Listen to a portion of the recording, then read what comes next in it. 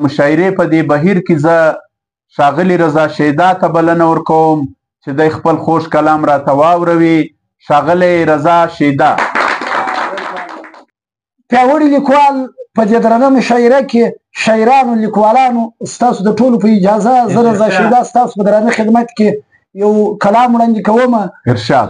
په زړه باندې تور نه دی په زړه سپین دی لکه زه. په زړه باندې تور نه دی په زړه سپین دی لکه زه. په زړه باندې تور نه دی په زړه سپین دی لکه زه. شیرین دی د مچیو خوږ ګبین دی لکه زه.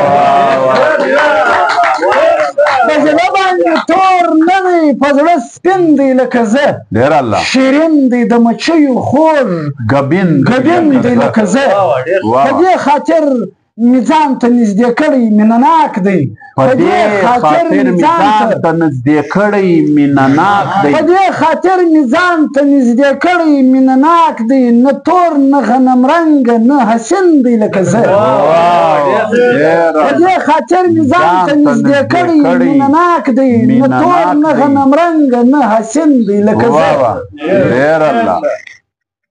ساتي پټ په زړه کې ښکاره حال نه راته وایي. ساتي پټ په زړه کې ښکاره حال نه راته وایي. ساتي پټ په زړه کې ښکاره حال نه راته وایي. دی هم خوار په زړګي باندې غمګین دی لکه زه.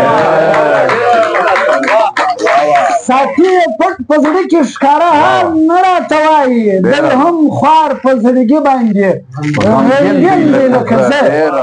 هر وخت دې په خوله کې لا اله الا الله دغسې مسلمان دی او مؤمن دی لکه زه. ډېر الله. نه مور نه جاګیرداره او نه داسې څه شتمن دی. نه مور نه جاګیردار او نه داسې شتمن دی. نه مور نه جاګیردار او نه داسې څه شتمن دی. بس داسې ګزاره دی او مسکین دی لکه زه.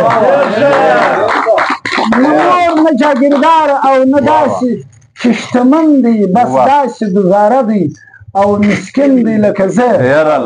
مضبوطه دی قوي دی ښه د درست ایمان خاوند دی.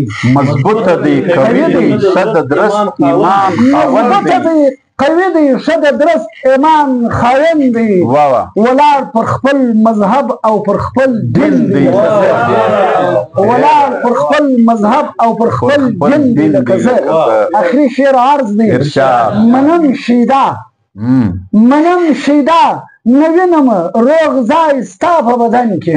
منم شیدا نه وینم روغ ځای ستا په بدن کې. منم شیدا نه وینم روغ ځای ستا په بدن کې. وریتلی دی زبون دی داسې خورین دی لکه زه. وریتلی دی زبون دی داسې خورین دی لکه زه. په زړه باندې تور نه دی په زړه سپین دی لکه زه. شیرین دی د مچیو خوږ ګبین دی لکه زه. قدرمنو لیدونکو رضا شیدا و چې خپل خوږ کلام یې تاسو ته اوراوئ. ستړی پښتون مه هېروئ. پر ستړي پښتون به د پیاوړي لیکوال دا ټوله مشاعره تاسو ته وړاندې سي. یو جهان مننه. د طاهر لیوال نه هم یو جهان مننه کوو چې زموږ د دغه مشاعرې ریکارډینګ او تاسو پورې د رسولو تابعه یې کړې ده. د ده د دغه ادبي خدمات پیاوړي لیکوال پوروړی دی. یو جهان مننه. تر بلې مشاعرې مو زه تیمورشاه کمال پر الله سپارم. ژوندي او ګړندي اوسئ.